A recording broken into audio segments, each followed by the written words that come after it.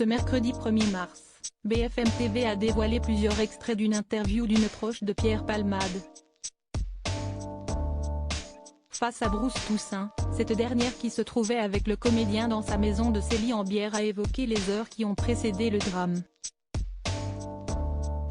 Le 10 février dernier, la France est en émoi à l'annonce d'une terrible nouvelle. Pierre Palmade a eu un accident de voiture et son pronostic vital est engagé. Mais les jours et les semaines qui passent finissent par raconter une histoire dans laquelle le comédien n'est pas la victime mais le responsable d'une terrible tragédie. Il conduisait en effet sous l'effet de cocaïne et d'autres produits stupéfiants. En se déportant brutalement sur une autre voie, il a percuté un véhicule dans lequel se trouvaient 3 passagers, dont une femme enceinte qui a perdu son enfant, un être qui auront à gérer à l'avenir de multiples séquelles physiques et psychologiques.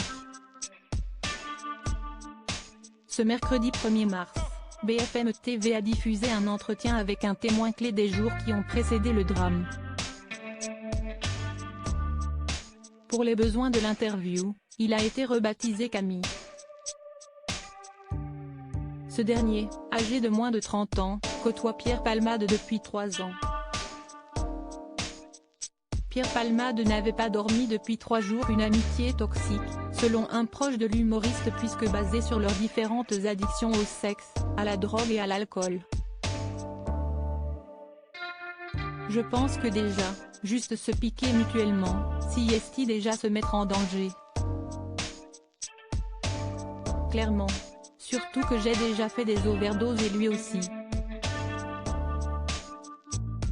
Les personnes qui aiment le danger, aiment bien le fréquenter aussi, a confié ce proche, qui a révélé que l'humoriste avait déjà à plusieurs reprises manifesté le désir de se sevrer. On avait même une fois envisagé de faire une cure ensemble.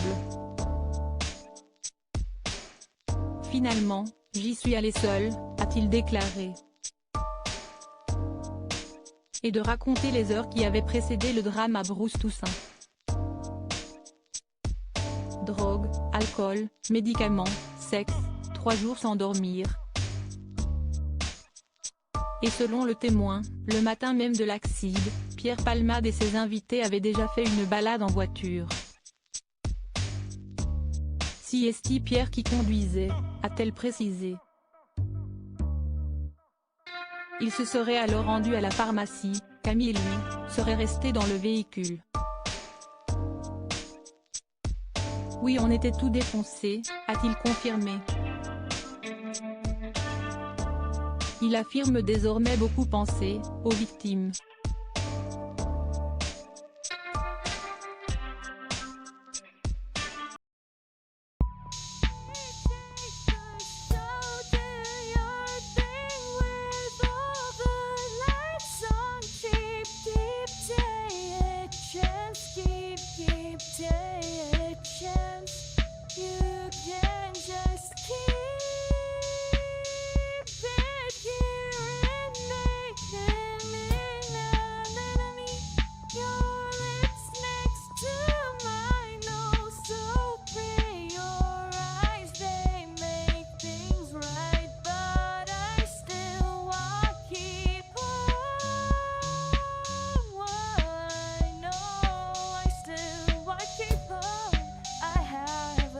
Keep it up, I have